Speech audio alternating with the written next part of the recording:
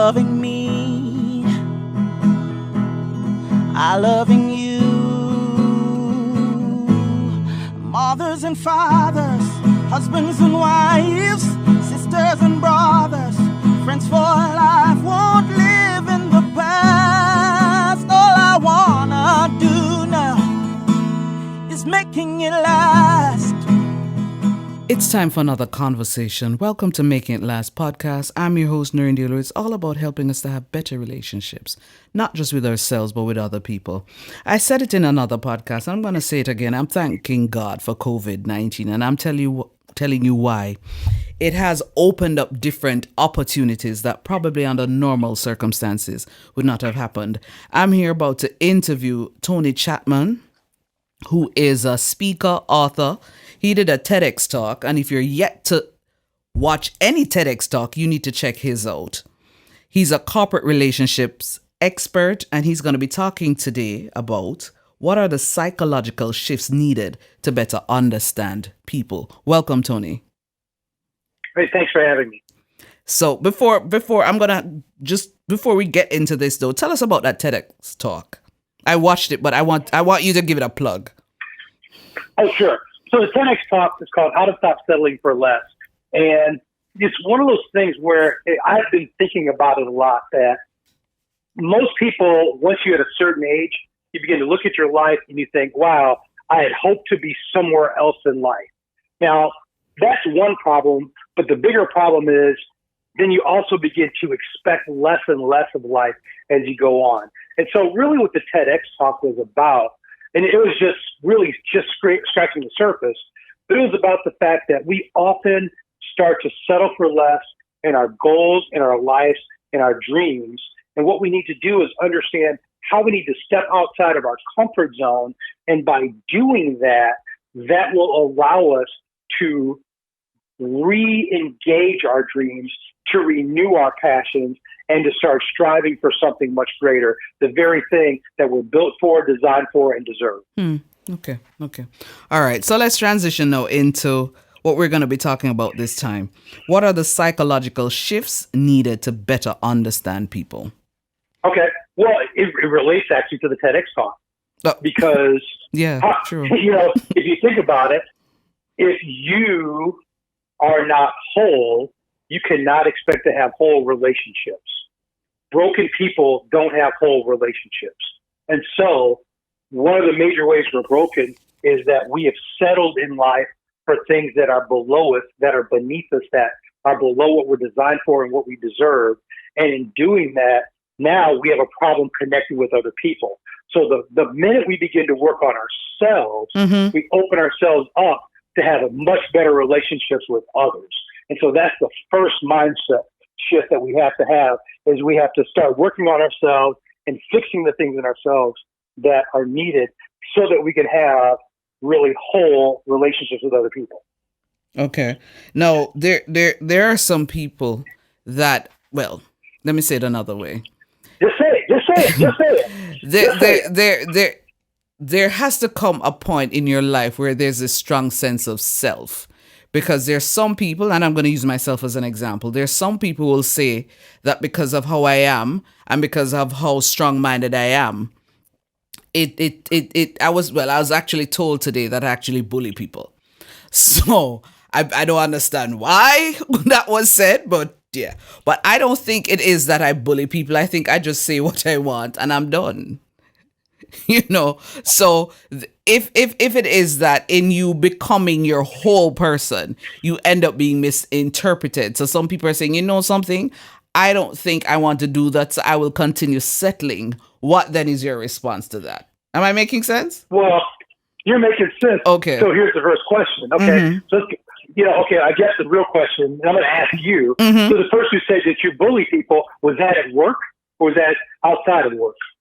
That individual person claims that it's difficult. It was said in the context that it's difficult for people to tell me no.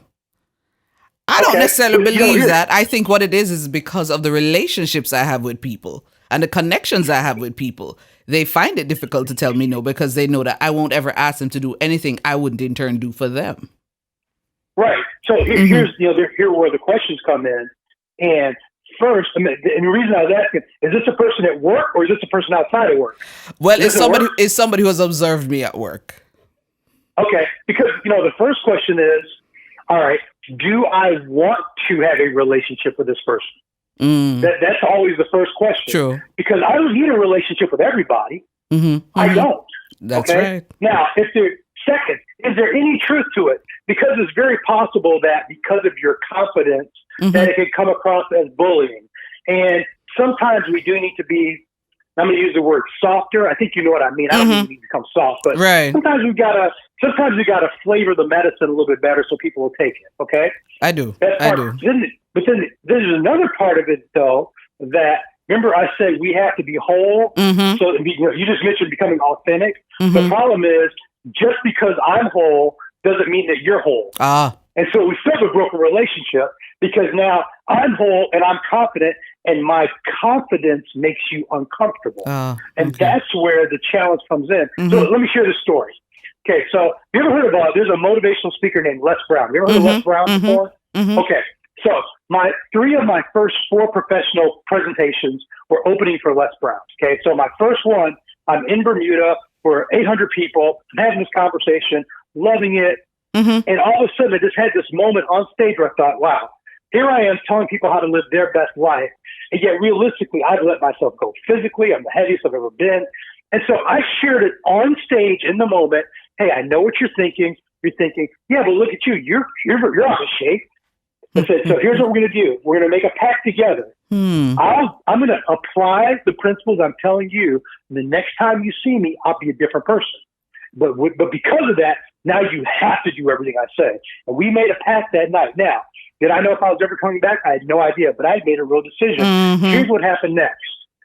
We go to dinner. I decide not to eat because it's late, and I know I can't eat late. And all of a sudden people start going, well, no, just have a little bit. Just have some French fries. Just got this. I'm like, well, no, you heard what I just said. But they kept pressing me. I didn't do it. They kept pressing me. I got home. I started working out, doing all the things I knew I should do. I started losing weight. And one of my friends said, hey, you look like you're losing weight. I said, yeah. He goes, it probably won't last. It's probably temporary water weight. Wow. Like, what? So then, but you keep going. I'm still losing. Then I find out the sponsor, Butterfield Bank, wants to have another event, just Les Brown and myself, is for a whole weekend. So now I'm like, I got to stay focused. I lose 40 pounds in 3 months, but now none of my clothes fit. So I go to this well-known clothing store. I'm talking to the salesperson, and he's like, hey, so what do you need? I said, I need 3 suits. He goes, well, why? So I just lost a bunch of weight. Well, how much? 40 pounds. How long did it take you? 3 months. He goes, you shouldn't buy any suits. You're going to gain that weight back. That's literally what he said in the store. I'm like, you're literally giving up your commission. So I found another salesperson, go to Bermuda, do the event. Then I come back and I'm talking to one of my friends. He goes, I got to be honest with you. He said, and I never forget this, we're sitting in his basement and he goes, watching you lose all that weight, it took away all of the excuses of why I can't do certain things. And here's what I realized in that moment. See, when I talk about, if you watch my TEDx talk, I show at least the model. I don't talk a lot about it. But one of the things I mentioned is that relationships are part of your comfort zone. So other people are part of your comfort zone. But that's not the problem. The problem is we are part of other people's comfort zone. That's true. Yeah. And so what it is they need for who we are to help make them comfortable. And now they're relying on something else other than themselves.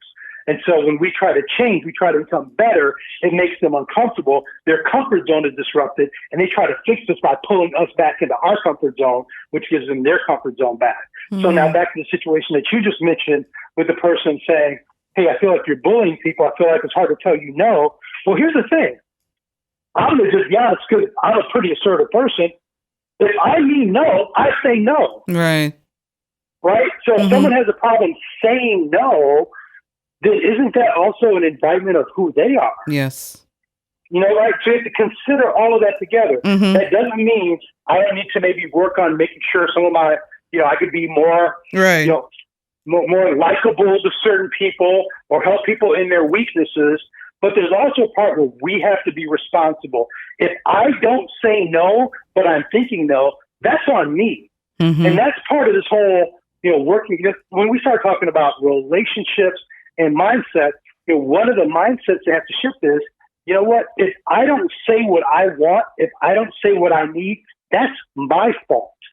And there's been times in relationships where I feel like I've been taken advantage of, but I go back and I say, I never clearly said what I wanted. I hinted at it. I thought they would get it. I thought they would see it, but I never said it. You see, that's a shift, because how can you expect other people to read your mind? Yes. So if you don't say what you want or say what you don't want, then you can't get mad at other people for not responding. And so, there's a lot in that, but a lot of it, though, comes back to what we're talking about, the TEDx talk. Mm-hmm. If you're not secure in who you are, then you're going to be looking at other people through weak eyes. True. I know you've been enjoying the conversation, but we're going to take a little break and get a word from our sponsor. Does your business lack branding? Having difficulty realizing your vision? Look no further. Splinth Brand Design Consultancy specializes in developing personal and business brands. Services include strategic management, website creation, social media branding, and more. Visit them online at www.wearesplint.com. Splinth, the brand you need to succeed. I do believe, though, Tony, it is something that comes after years and years of experiences and whether people would term whether negative or positive, because I believe that where I'm concerned, I think I probably got to this point maybe 30s onwards. So I think there comes a point in your life you recognize, say, hey, this is me. I'm going to embrace different aspects of me. I'm not perfect. And the points that I know I need to work on, I will work on. But if at the end of the day, I do have some people who understand me, I'm fine. Everybody won't need to understand me, won't need to understand Noreen Daly. At the end of the day, if in the professional environment, as long as I'm respected, I'm good.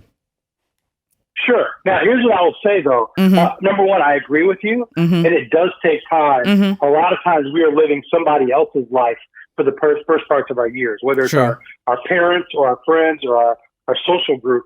Now, the part I will say about being at work, Mm-hmm. there is an art and science to connecting with other people. Yes. And what you don't want to do is to let our ability to create relationships Mm-hmm. be the weak link in our business. True. And so so what I have to do is, and I sometimes have to think of it this way so I don't, take it out as you want to take it. What I have to do as a confident person is be able to go and talk to this person at their level Mm-hmm. so that they can receive it. Mm-hmm. Mm-hmm. Right? I can When we relate. talk about communication, Mm-hmm. like when you talk about communication, you don't measure communication by what the speaker said. That's right. You measure communication by what the other person received. Mm-hmm. So that means in these situations, okay, it's hard for this person to say no. I may have to ask do you have any concerns? Mm-hmm. Mm-hmm. Are there any potential objections? Mm-hmm. Because now I have to come to their level to make sure so that later this thing doesn't, blow up. True. It can be a struggle depending on who the team member is, but I do try to do that. Well, but that's the challenge of working in teams. Mm-hmm. Working in teams is great, and we need everybody's input. Mm-hmm. But if, at some point, if people don't want to share their input or they're more passive, that becomes our responsibility almost to draw it out of them for the sake of the team. And that's where that's hard is. Half the time, I already know where we're going. I'm like, okay, I've been in this meeting 5 minutes. I know exactly where this thing is ending. Let's get there, right? But now I've got to wait for everybody else to get there. Yeah. Because if I don't do it that way, then they won't feel bought into it. They Mm-hmm. won't be invested. And they won't feel like they were part of the decision. And so that's when I have to sacrifice that part of me for their sake. Yeah. Yeah. Any other psychological shifts that you want to tell us about? You said the whole idea of being whole idea of stating expectations. Any more? I think those are good starts. Well, Okay. the other thing is, here's the last thing is people grow at different speeds. So let them grow at their pace. As long as they're growing, let them grow at their pace. You cannot take on someone else's growth and learning for them. They have to learn the way they learn and grow the way they grow, and can you, so this is advice that was told to my wife and I when we were getting engaged. Mm-hmm. And the question was, if she never grows, if she's always who she is right now, will you still love her? Mm. And that was a strong statement, because the question is, am I accepting her for who she is, or am I accepting her for the potential of who I think she can become? And those are two very different things. It's interesting you should say that, because I was about to ask a question related to that. Because how then do you I don't want to say deal with, but how then do you cope with somebody who in your mind does not have that growth mindset that you're expecting, and you do have to work with them? Well, I mean, here's the reality, though. Not everybody can be above average. I mean, I'm realizing, okay, look, just straight up me and you, I'm realizing more and more how many average people do things. They're not trying to be great. True. They're very average, and that's what average means. And you just have to be able to say, okay, that's who they are. I can't sit there and keep expecting them to become somebody that they're not.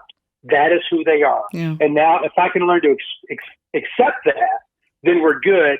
Because the problem isn't who they are. The problem is I keep expecting them to be better. And once I stop expecting them to be someone that they're not, things go a lot smoother. Yeah, it's a pity that this is audio, because if you saw my hands going up in the air just now when you said that, man, you that one really resonated just now because of something I've had to be dealing with. I know you've been enjoying the conversation, but we're going to take a little break and get a word from our sponsor.